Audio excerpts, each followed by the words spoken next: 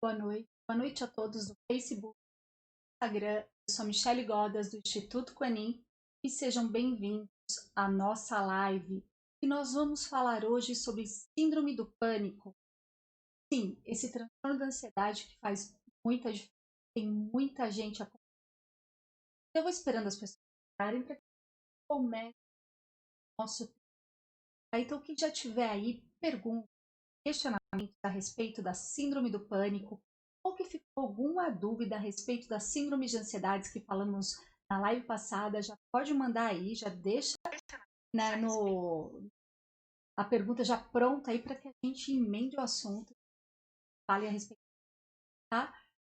Eu vou só dar aqueles minutinhos que a gente deixa aqui, né, para começar. Sejam todos bem-vindos. Como a Bárbara, quem já entrou que é o antes, a Miri, Laininha, mãe, pai, a Manu,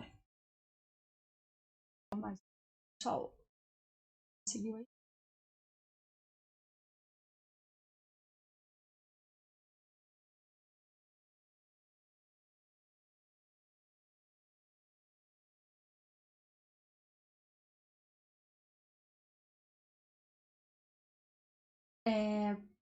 Que é, na verdade, um pouquinho.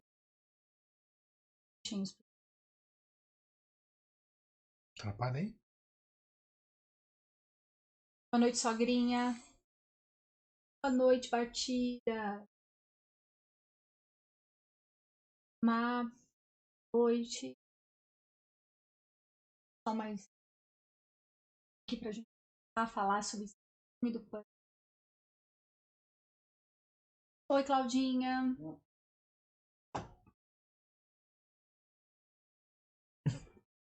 Fica aí. Tá aqui. Deixa aqui. Deixa aqui. Então, vamos lá? Vamos começar a falar, então, síndrome do pânico. O que é isso? O que é esse tal pânico que todo mundo fala e tem tanta gente aí que está com síndrome do pânico? Será que todo mundo que diz estar com síndrome do pânico realmente é isso?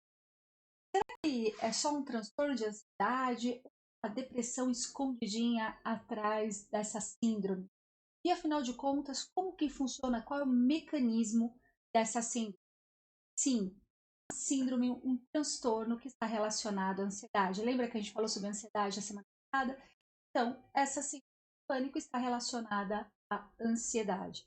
Mas antes eu preciso fazer só uma lembretezinha para vocês a respeito de como funciona essa história. O que é a síndrome da ansiedade? E, consequentemente, a síndrome do pânico. Geralmente a gente usa a palavra pânico quando a gente está se relacionando a algo que nos dá muito medo. A gente tem um medo exacerbado. Então você fala assim, eu tenho pânico de escuro, eu tenho pânico de barata. Essa expressão pânico está relacionada, na verdade, ao medo exacerbado por algo. Este algo não necessariamente tem a ver com medo real. Então, às vezes, nós temos pânico de falar em público. E aí a questão é: por que eu vou ter pânico de falar em público? O que coloca em risco falar em público? E é essa a grande questão da síndrome do pânico. É um medo exacerbado por algo que muitas vezes não nos oferece perigo. Porque o medo, na verdade, é aquilo que eu falei para vocês, é algo protetivo. Nós temos medo para nos proteger de situações, para não nos colocar em risco, para evitar com que, na verdade, a gente coloque essa tão preciosa vida em risco. Então, na verdade, nós sentimos medo e evitamos fazer determinadas coisas, certo? Exatamente, para isso que serve o medo. E aí a gente tem todo um mecanismo hormonal, um mecanismo biológico para nos proteger disso. E que mecanismo é esse? O mecanismo de luta e fuga. Está relacionado com alguns hormônios, claro, mas os principais é a nossa adrenalina e o nosso cortisol. Sim, quando a gente libera adrenalina e cortisol, a gente prepara o corpo para a famosa luta e fuga, ou seja, para nos proteger dessas situações E são situações, às vezes, complicadas. Mas a questão é o seguinte: então o pânico vem? Será que é uma questão genética? E eu ouço muito isso, né? Será que é uma questão só de medo? Ou seja, eu deveria ter mais coragem e lutar contra isso? Será que, na verdade, é só um não manejo das minhas emoções? Na verdade, essa síndrome do pânico ela é muito mais complexa do que parece. Porque, na verdade, existe um gatilho, existe algo que vai lá e aciona esse medo. Esse gatilho que aciona esse medo, na verdade, às vezes são gatilhos reais, como traumas, como realmente ter passado por uma situação no qual eu me senti exposta, coisas dessa forma, ou pode ser, na verdade, algo que veio do nada. Ou seja, um dia eu acordei, levei um susto por algum motivo e a partir daquele momento eu comecei a desenvolver alguns sintomas de um medo muito exacerbado. E aí, esse medo depois ele passa a ser um mecanismo que o nosso corpo passa a representar. Ou seja, uma vez o teu corpo pode ter entendido uma reação, né? Ele recebeu um estímulo e ele teve uma reação exacerbada. Por algum motivo, ele gravou que aquela reação é uma reação normal. Aí ele passa a reproduzir essa reação todas as vezes que nos sentimos com medo. Por isso que alguém que tem essa famosa síndrome do pânico são pessoas que costumam ter muito medo, inclusive medo de ter o medo, inclusive o medo de ter de novo aquele pânico. Ou seja, aquela reação exacerbada, às vezes até coloca a pessoa em situação de vergonha, a pessoa se sente muito envergonhada. Então, assim, eu pânico, eu tinha que fazer vamos supor, né? Vamos dar um exemplo, fazer uma apresentação e senti um medo ali na hora de apresentar no trabalho e não consegui, travei. Todo mundo vai lá, faz, fala, acontece. E a pessoa não tem força física para enfrentar essa situação. E isso é muito importante dizer. Não adianta chegar para uma pessoa que está ali, né, tendo um ataque de pânico, como nós falamos, ou um episódio de pânico. Não adianta chegar para ela e falar assim: vai lá, enfrenta, tá tudo bem, você vai conseguir fazer isso. Naquele momento, eu preciso que você entendam que é muito difícil esse manejo desse medo. Por que é difícil? Porque, na verdade, ela está inundada de neurotransmissores ali. Ela está inundada de hormônios como a adrenalina e o cortisol, e a única coisa que ela quer é sair dali, a única coisa que ela quer é sair dali. E, na verdade, é um mecanismo totalmente biológico. Todo o corpo dela diz, saia de lá. Mas a questão do medo é quando nossa mente ela começa a focar nele. Quanto mais medo nós sentimos de algo, mais uma mensagem nós damos para o nosso cérebro. E essa mensagem do nosso cérebro é a seguinte: olha o quanto isso está te colocando em risco. Ah, olha, está todo mundo rindo de você. Começa a trazer o foco para aquela sensação tal, talvez, ou muitas vezes uma sensação física. Porque sim, o pânico traz uma sensação muito forte, extremamente forte. E quais reações são essas? E todo mundo já deve ter ouvido falar ou já participou isso de alguma forma. É justamente essa sensação muito, muito, muito, muito forte de taquicardia. Sim, a pessoa tem um ataque muito forte, então o coração começa a disparar. E a primeira coisa que a pessoa pensa é o seguinte: vou ter um infarto. Tanto que existe uma entrada muito grande hoje em dia no PS, no pronto-socorro, com a seguinte que eu vou ter um infarto. Na verdade, nada mais é já um sintoma desse pânico. Então vamos lá.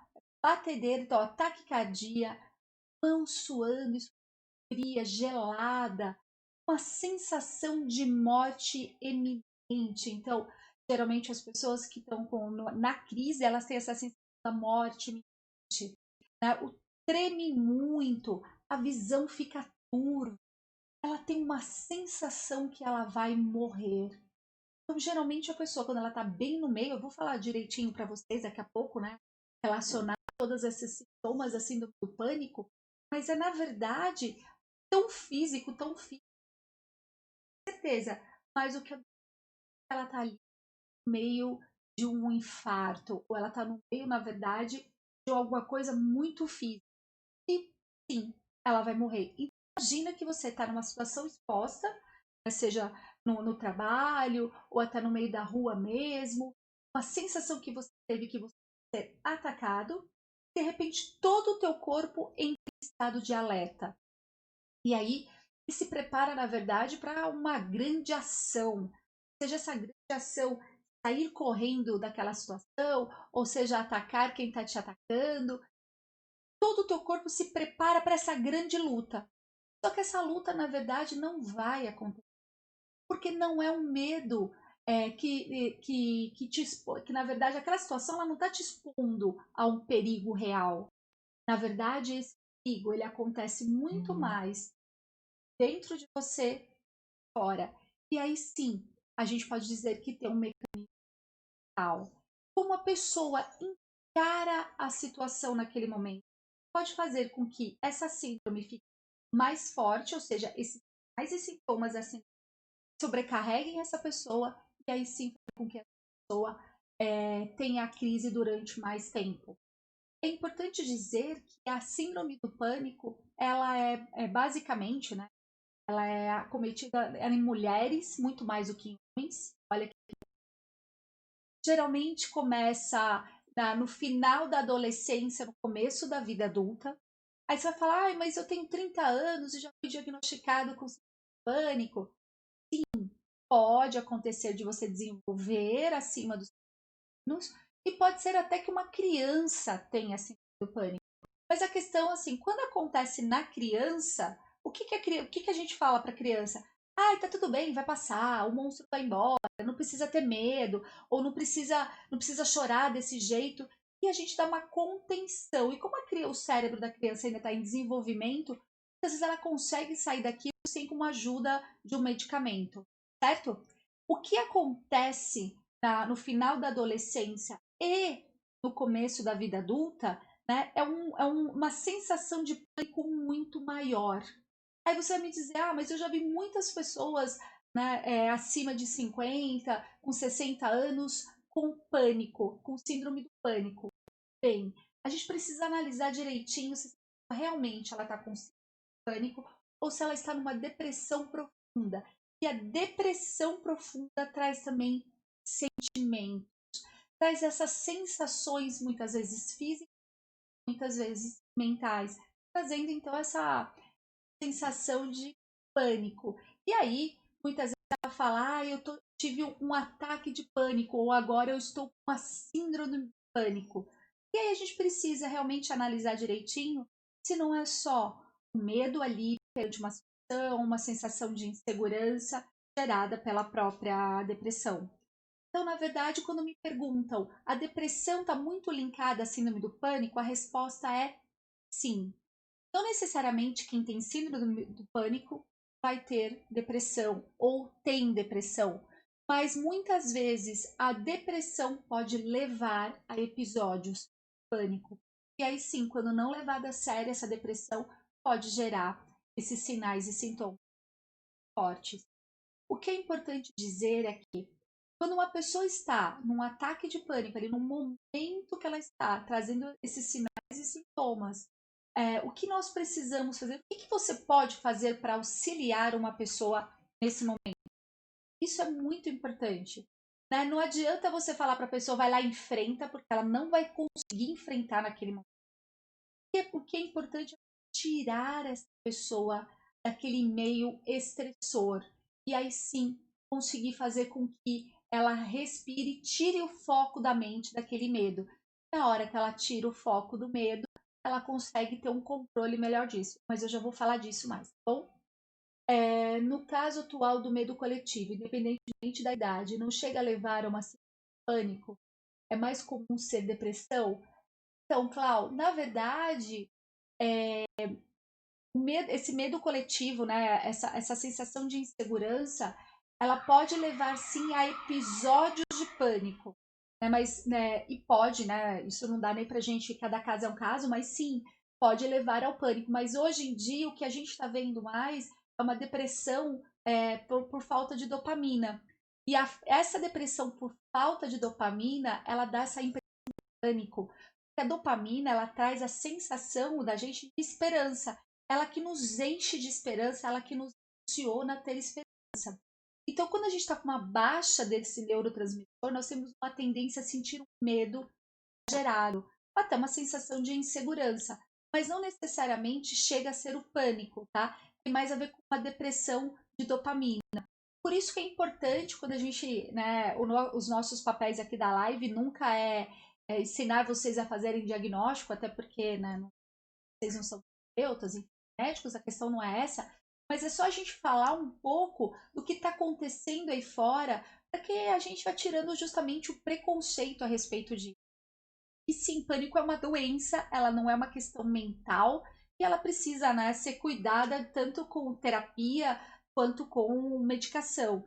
Isso a gente precisa trazer um pouco mais de atenção para isso. Entendeu, Cláudio?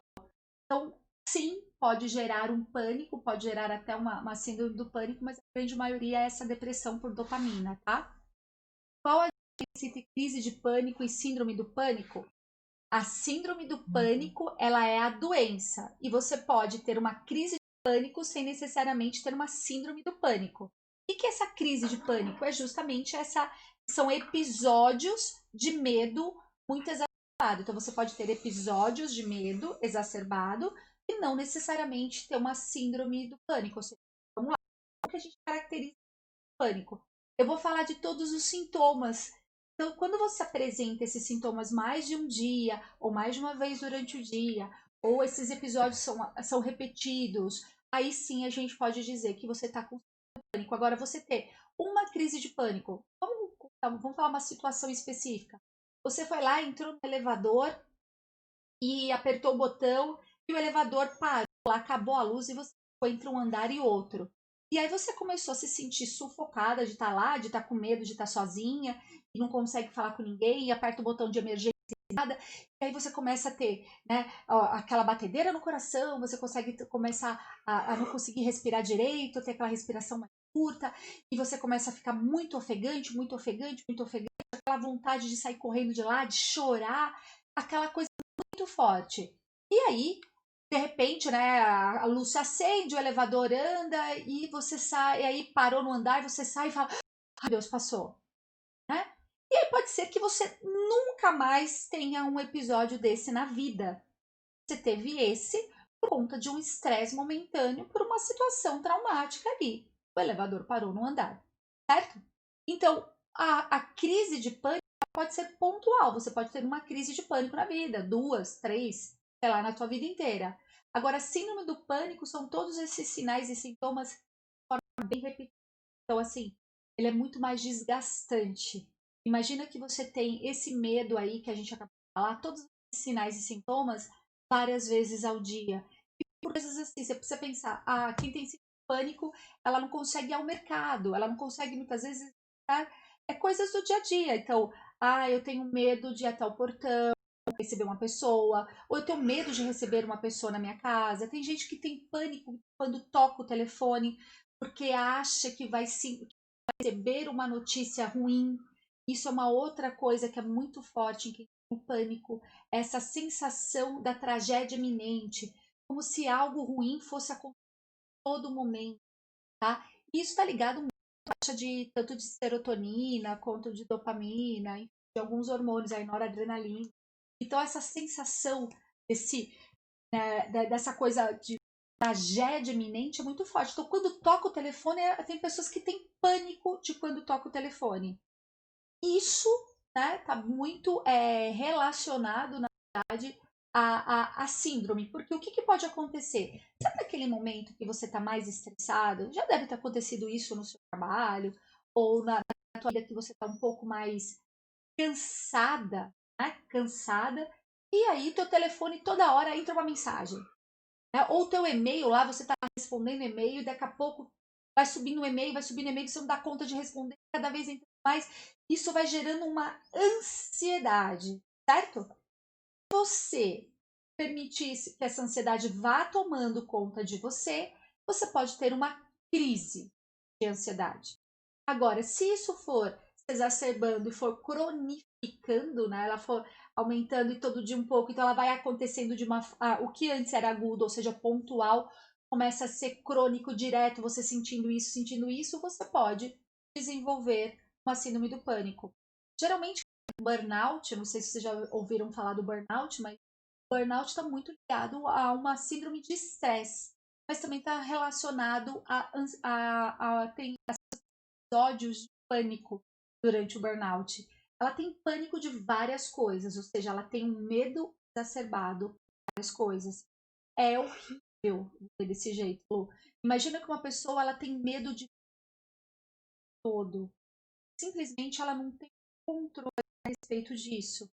Então, é uma síndrome que, na verdade, ela vai limitando as pessoas às ações.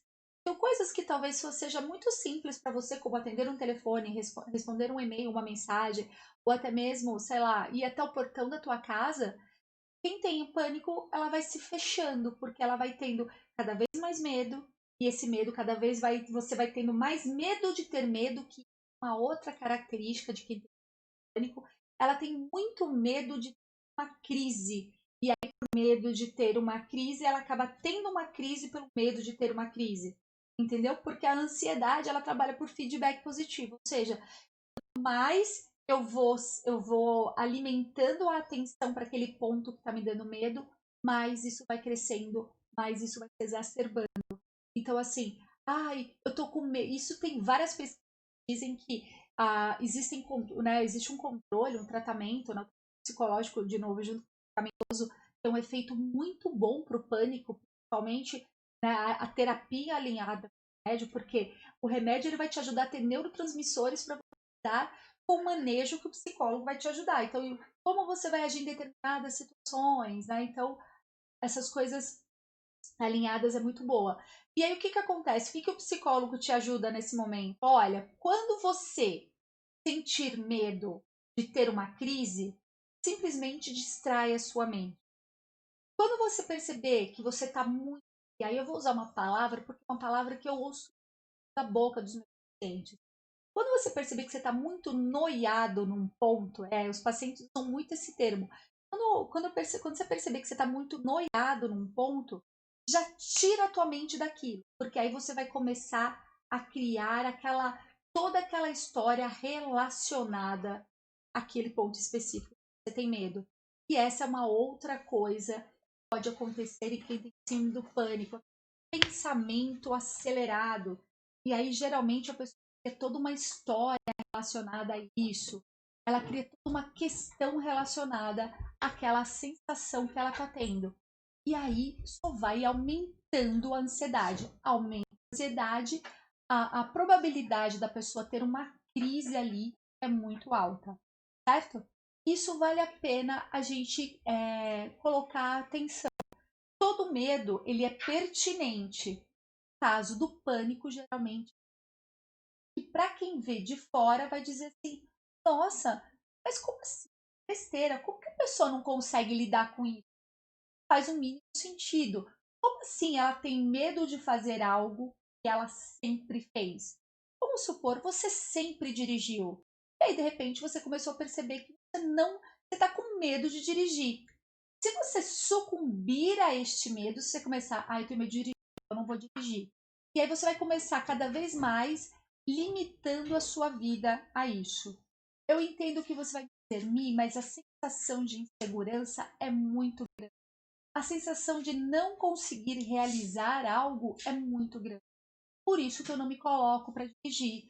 Por isso que eu não me coloco. E tá certo. Se você se sente inseguro para realizar uma tarefa, realmente não faça naquele momento. Né? Peça ajuda para alguém, vá conversar com alguém, mas não tenha vergonha de dizer que você está com um medo. Estou com medo de algo, né? Estou com pânico de algo. Não tenha medo, não tenha vergonha de dizer isso. E esse, na verdade, é uma das principais mensagens que eu quero trazer nessa live. E foi a mesma coisa que falei ali quando a gente falou de depressão. Está na hora da gente começar a falar isso abertamente para que as pessoas comecem a entender que sim, a síndrome do pânico é uma doença, assim como a depressão é uma doença, assim como uma dor de estômago é uma doença. Só que a única diferença é que essas doenças são contra a síndrome da ansiedade, que a gente está dizendo, a síndrome do pânico, ela acaba interferindo tanto na vida da pessoa que ela passa, na verdade, a ser uma prisioneira do próprio medo. Se a gente for ver, isso é a pessoa ir se encerrando dentro do medo dela até que chega um momento em que ela não consegue mais realizar nenhuma coisa fácil que é tomar um banho sozinho. Coisa que você faz tranquilamente, tá? Então, olhe para você. Se você tem qualquer sintoma, né, de pânico, qualquer sintoma desse medo exacerbado perante uma situação que, na verdade, nem parece tão assim, questione se não está na hora de você procurar uma ajuda e conversar com alguém. Lembre-se que não é ter uma crise pontual perante um trauma específico, mas eu quero dizer ter isso muito repetido, né, de várias vezes isso. Então, traga atenção para esse ponto. Você passou por tudo isso, Lua? Realmente é muito forte. Só quem passou por isso sabe. E aí, uma das coisas que eu quero dizer para quem está me assistindo, pânico, trabalhe com a mente. O fato de você ter tido pânico uma vez, assim, pânico uma vez, não significa que terá novamente. Mas o que quer dizer que você tem uma predisposição mental para ceder perante o medo. Então vale a pena fazer sim um trabalho mental muito forte, se fortalecer sim mentalmente, para que você consiga ter manejo das coisas do dia. Né? Então, para que não caia novamente no medo de ter medo ou no medo de ter a crise. Olha, Lua, parabéns, que legal, você fez um tratamento bem certinho. E isso é muito importante. Me conta uma coisa, você faz terapia junto com o uso do remédio? Você fez um acompanhamento psicológico junto? Muitas vezes faz na verdade um manejo muito bom nesse momento de lidar com o famoso medo, né? É, exatamente. Bom, o autoconhecimento ele traz justamente esse manejo de lidar com as emoções. Porque, na verdade, quando você tá. O remédio ele traz conforto ali, né? Deixa muito regular em termos de sensor, mas a gente precisa aí, a partir desse momento, como a sensação é muito forte, ele, na verdade, você precisa aprender a manejar o medo, né, de ter medo de novo, o medo de ter a crise, ou aí você começa a lembrar, não sei se foi esse modelo, mas a gente começa a lembrar, na verdade, vários momentos em que nós tivemos medo. E aí o que a gente faz? A gente passa a evitar esses momentos. Então, assim, eu tive uma crise de pânico antes de entrar numa apresentação, então a partir de agora eu não apresento mais. Ou eu tive uma crise de pânico durante quando eu estava dirigindo, então sendo assim eu não dirijo mais. E aí, né, a gente acaba evitando. E aí o autoconhecimento e a terapia, na verdade, faz justamente que você crie manejo para falar, não, tá bom. Eu uso uma frase, né, que pode parecer até boba, mas os pacientes sabem que eu quero dizer isso, tá com medo, vai com medo mesmo, né? Vai lá, olha para os seus gatilhos, veja o que te dispara, na verdade, esse medo. Porque, na verdade, é identificável. A gente consegue identificar, a gente consegue perceber quais são esses gatilhos que nos levam para isso. E aí, no momento que você consegue entender os gatilhos, que muitas vezes não é exatamente aquilo. Então, assim, ter medo, quem tem pânico de avião, ela não tem, na verdade, pânico, ela não tem medo de voar, ela tem medo de morrer. Né? Então, e aí o teu psicólogo, junto com o psiquiatra, enfim, essa equipe trabalhando junto consegue fazer justamente o quê? Consegue fazer com que você entenda que o gatilho é esse, e aí te ensinar a ter um manejo desse gatilho. E aí quando você já lidar melhor com as coisas. Eu tinha um paciente que ele teve um burnout muito sério e ele tinha crises de pânico, né, muito, muito fortes, assim, muitas coisas. E aí eu ficava sempre incentivando ele e até ele tinha medo de mandar um simples e-mail. E até que um dia ele mandou um e-mail, ele chegou para mim e falou assim: Nossa, eu consegui mandar um e-mail. E olha que coisa, né? Nem doeu tanto assim. E foi justamente ele enfrentar o medo naquela hora que deu para ele uma sensação de segurança. Então, na verdade, o que a gente precisa é ir buscando essa segurança.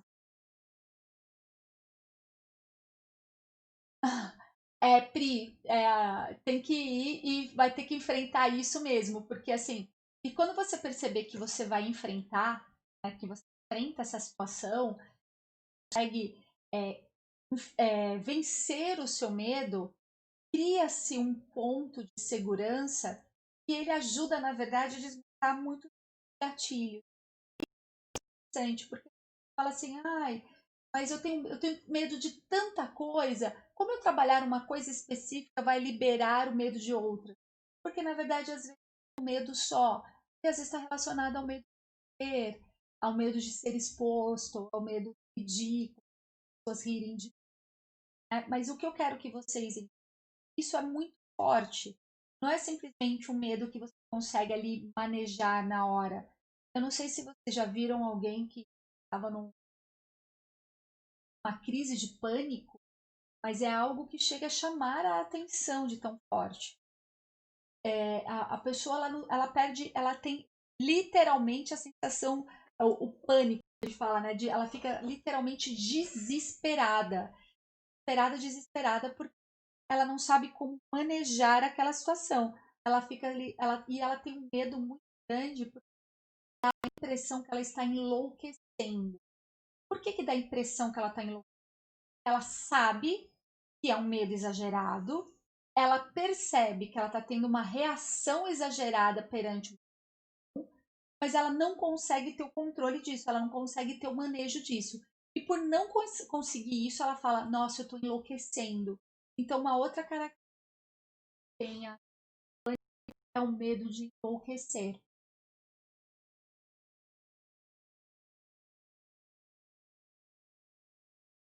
Eu não sei como que é isso para vocês, mas é uma característica muito muito forte dentro do pânico. Né? Medo que as pessoas medo na verdade do que as pessoas vão pensar a respeito dela. E um outro medo que também fala muito é o medo de perder o controle. Então, olha que interessante. Todos esses medos, na verdade, são gatilhos que aumentam a ansiedade. E aumenta a ansiedade, eu aumento. Isso vai ali se retroalimentando. Então, assim, você tem medo de alguma coisa que você não entende o quê? Medo é um medo que você consegue racionalizar e controlar esse medo?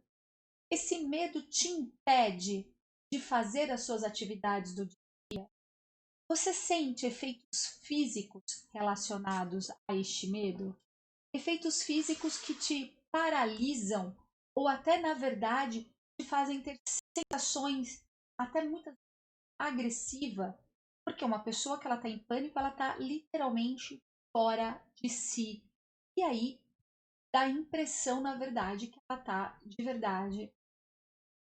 Eu gostaria de falar para vocês um pouquinho desses sintomas, e aí é importante dizer o seguinte: quanto que uma crise de ansiedade dura? E por que eu estou falando isso? Né? Para você controlando a crise de ansiedade das pessoas? Não, porque muitas vezes está num lugar, isso já aconteceu várias vezes comigo, de eu estar num restaurante, ou de eu estar na rua mesmo, e alguém tem uma crise de ansiedade ali.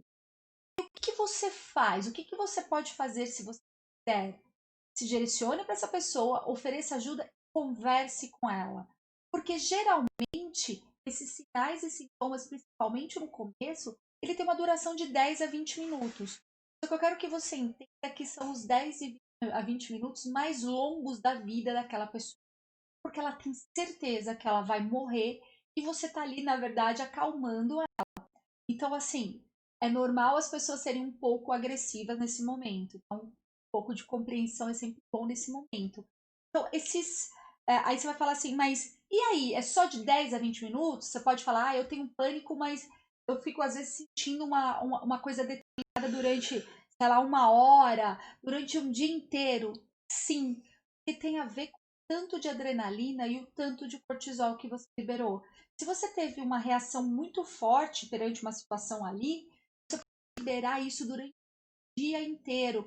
Seu corpo ele demora para se intoxicar. Então, uma boa dica para isso é toma bastante água, ofereça água para a pessoa, distraia essa pessoa, tire a pessoa desse ponto de atenção. E aí sim ela vai conseguir relaxar e vai conseguir se sentir melhor. Eu queria falar para vocês, eu fiz uma lista aqui enorme, na verdade, todos os sinais e sintomas dessa síndrome. Então vamos lá. De 10 a 20 minutos, né? E casos mais raros ou específicos, pode durar um dia inteiro, mas isso. Então, se a pessoa passa, ela consegue passar naquela. Você ficar ali distraindo ela, mas o que, que a pessoa está sentindo? Só para você ter uma ideia de como é no momento da crise. Ela tem uma sensação de perigo iminente, e isso não só durante a crise, mas sim durante o dia inteiro dela. Então ela passa 24 horas em estado de alerta, esperando só alguma coisa ruim acontecer. O medo de perder o controle, o medo de morte ou tragédia, tanto dela quanto dos seus entes queridos. Sensação que as pessoas não ligam para ela, não estão dando a atenção necessária para o que ela está sentindo.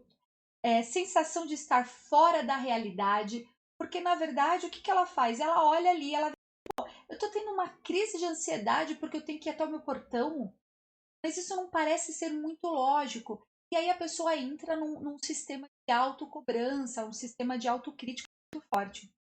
Dormência nas mãos, nos pés, no rosto, a sensação de formigamento nos lábios, às vezes até uma sensação de paralisia no rosto. Na verdade, ela sente que o rosto está paralisado. Ali tem pessoas que acabam sentindo isso durante a crise de pânico. Sudorese.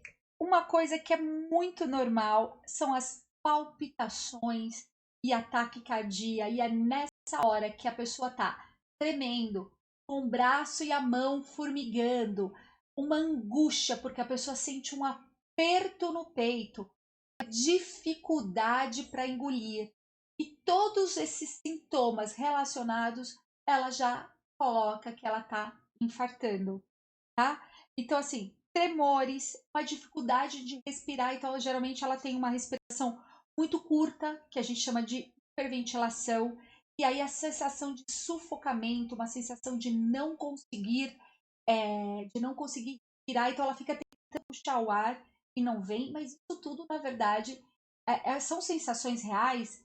São sensações reais, são sensações físicas. Ela não está imaginando tudo. São sensações da adrenalina em excesso no nosso corpo. É justamente essa sensação que ela dá. Então, não diga para a pessoa que isso é coisa da cabeça dela. Não é coisa da cabeça dela.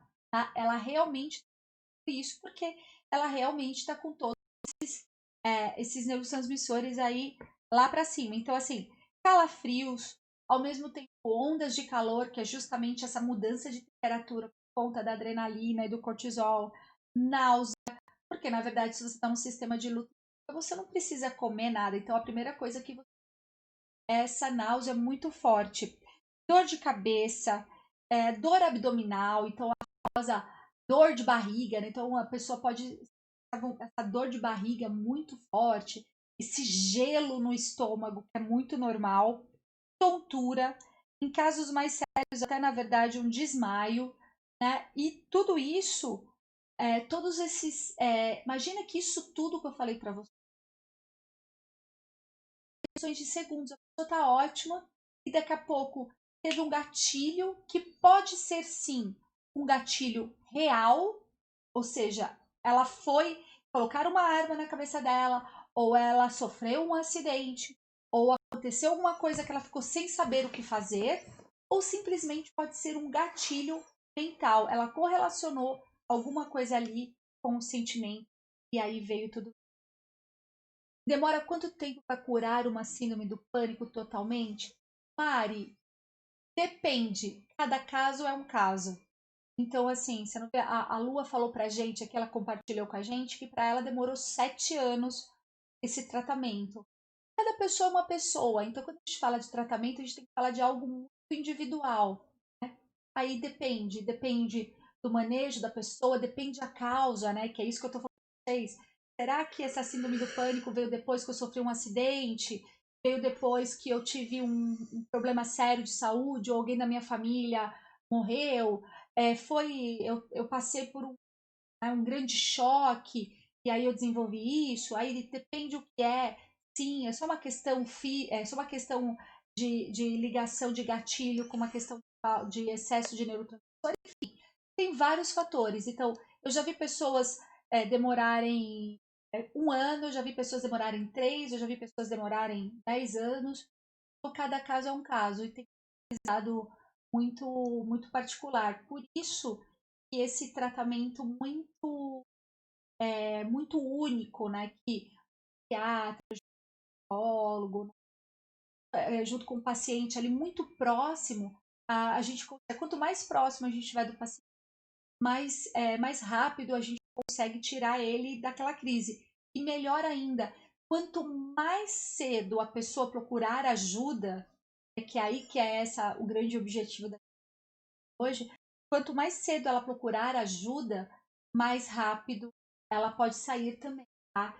Então, assim, geralmente eu pego, o paciente chega para mim e fala assim, ai, tive uma crise de pânico. Aí eu falo, tá bom, quantas vezes você todas essas sensações?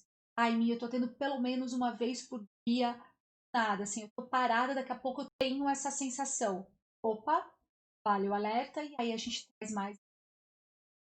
Fala, não, isso é pontual, aconteceu só uma vez, depois eu nunca mais senti nada.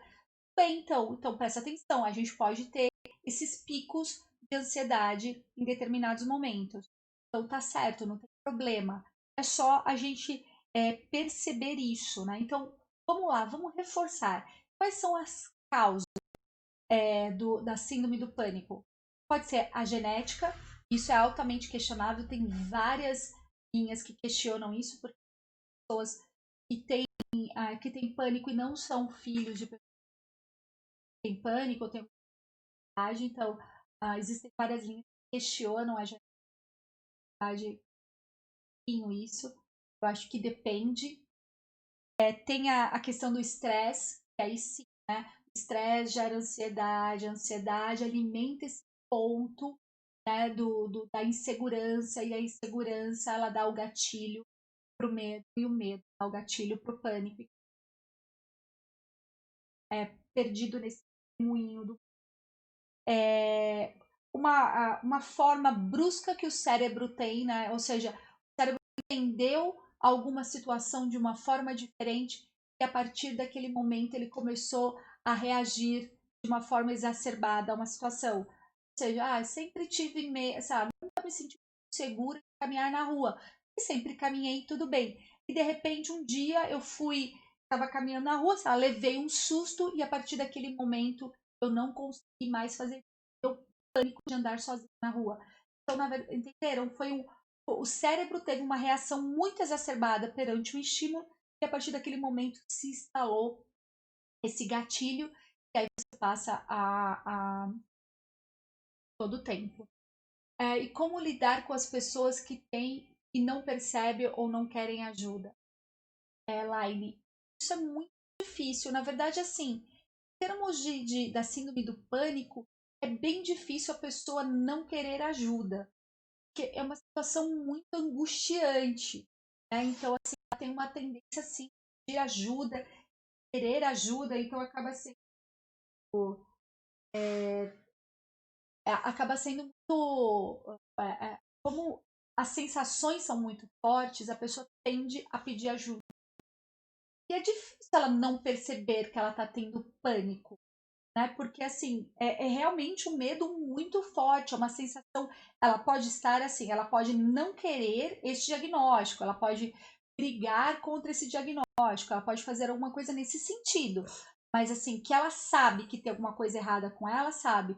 Diferente um pouco da depressão, que às vezes a pessoa fica brigando ali, eu tô meio triste, eu tô meio chateada, mas tudo bem, né? Ela fica ali naquela briga ali, mas é muito diferente quando fala do pânico, porque realmente é algo muito assustador, né? Então, eu acho bem difícil a pessoa não perceber ou não querer. O que a gente pode falar para ela é perceber e falar. Você está percebendo que você está tendo um medo muito exagerado perante essa coisa?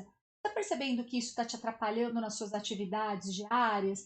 E talvez fazer um tipo de apontamento nesse sentido, né? No qual ela não se sinta julgada, mas que ela perceba que, na verdade, você tá trazendo um ponto de atenção específico para aquilo. Mas o que eu vejo na grande maioria das pessoas que apresentam pânico é assim, elas querem ajuda.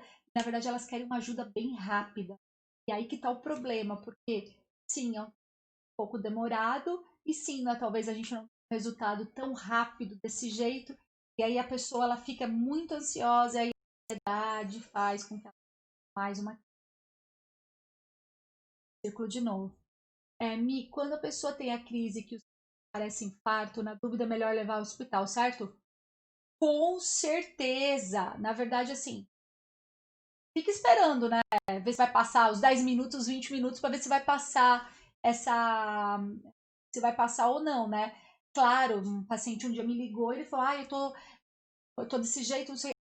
Me parecia, por todos os sinais e sintomas e porque eu o atendo, que ele estava numa crise de pânico, mas na dúvida eu falei para ele: vai para o pronto-socorro agora e faça os exames. Então, claro que a gente tem que recorrer naquele momento, né? E o mais rápido possível pro PS, mas aí o que a gente tem que gravar, né? E até ajudar a pessoa a lembrar disso naquele momento. Olha, você já foi no hospital, isso acontece de forma recorrente, tá? Você já foi no hospital na segunda-feira. Você teve essa mesma sensação na segunda. E hoje você está tendo de novo. Na segunda-feira você foi pro PS e descobriu que você não estava infartando. Que era, na verdade, uma questão de medo. Então, assim, hoje será que você está infartando de novo? Será que não é uma crise de ansiedade? Então, aí vale a pena nesse sentido, sabe, Clau? Eu, Eliel, no Facebook, acompanhei um processo de síndrome do pânico numa sobrinha. Eliel, é pavoroso, né? Bem difícil, assim. Porque, na verdade, a pessoa fica desesperada, literalmente. Né? Então, é realmente essa expressão, né? Desespero, assim. E, na verdade, e é desesperador para quem vê também, porque muitas vezes a gente tem pouca coisa para fazer.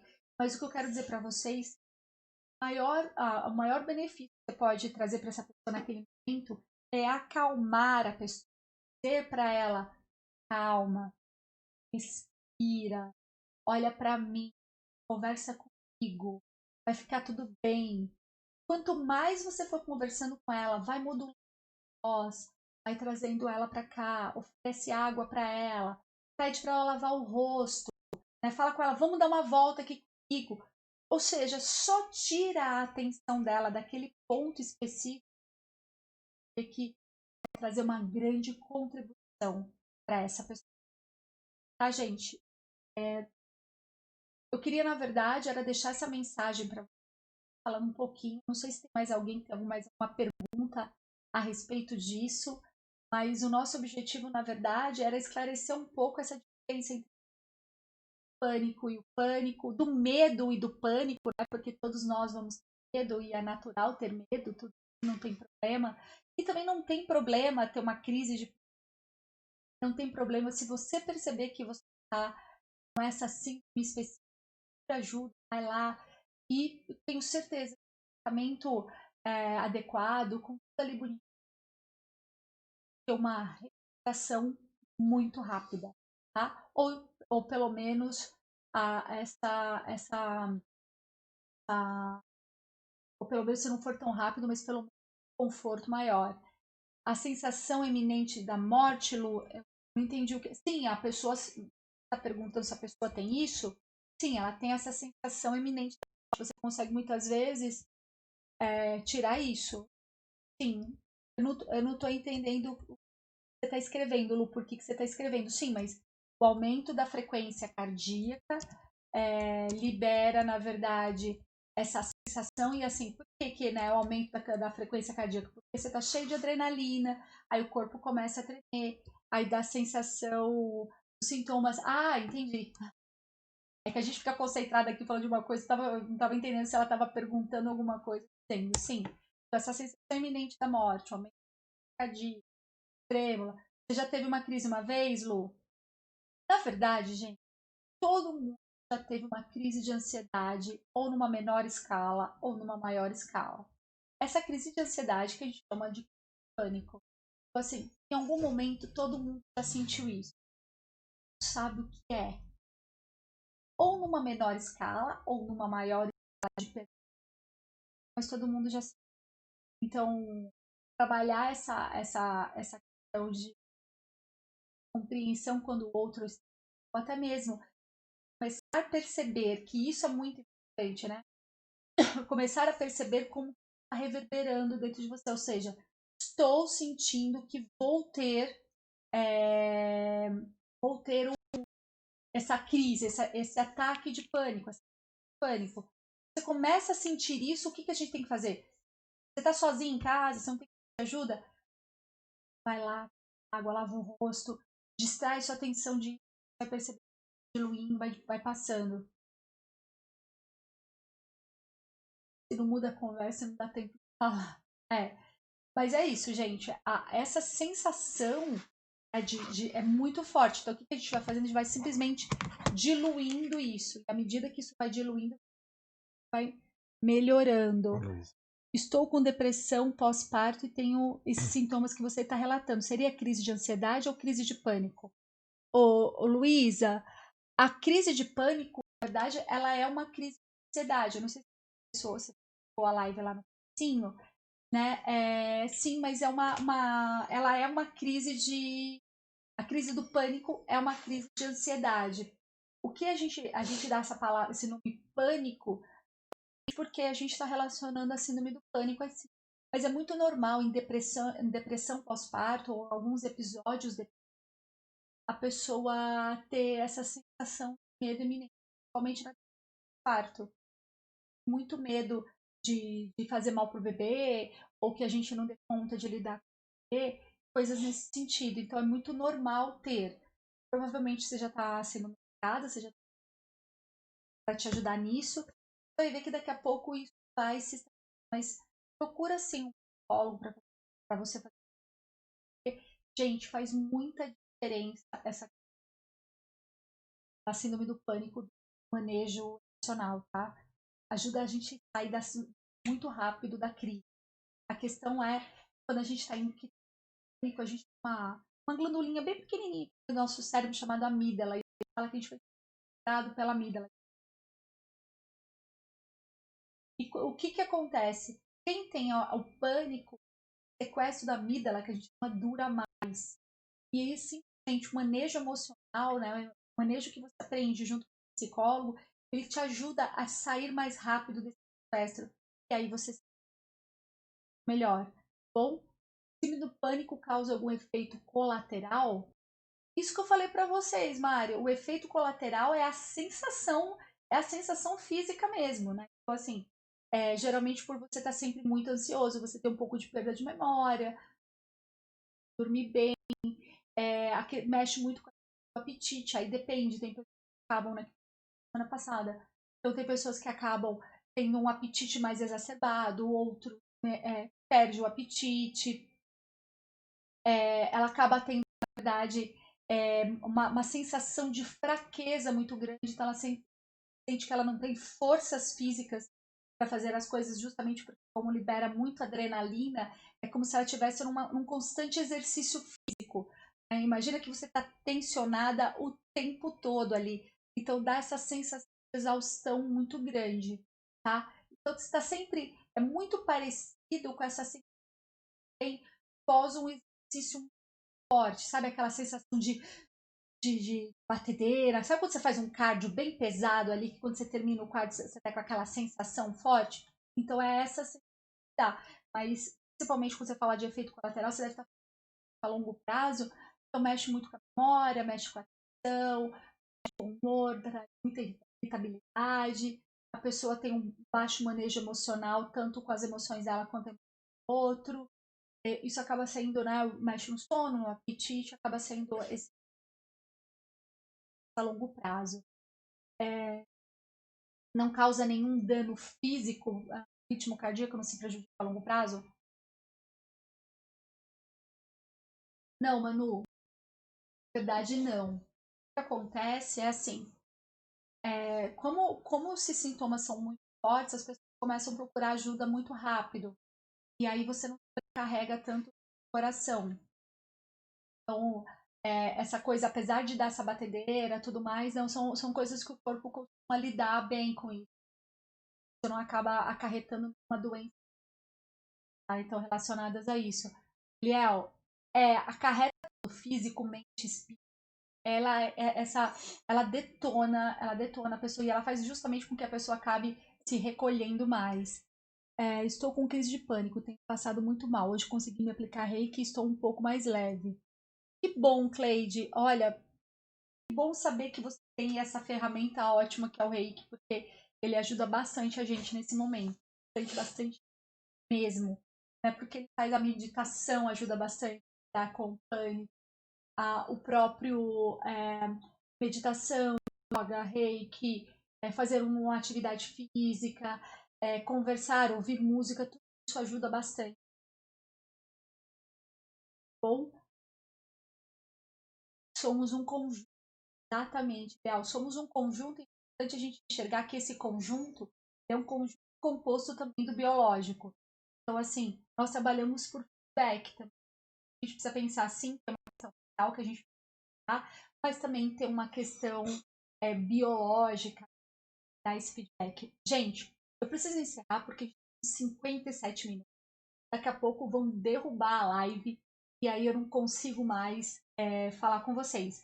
Então, assim, a gente vai continuar, a gente tem vários assuntos relacionados.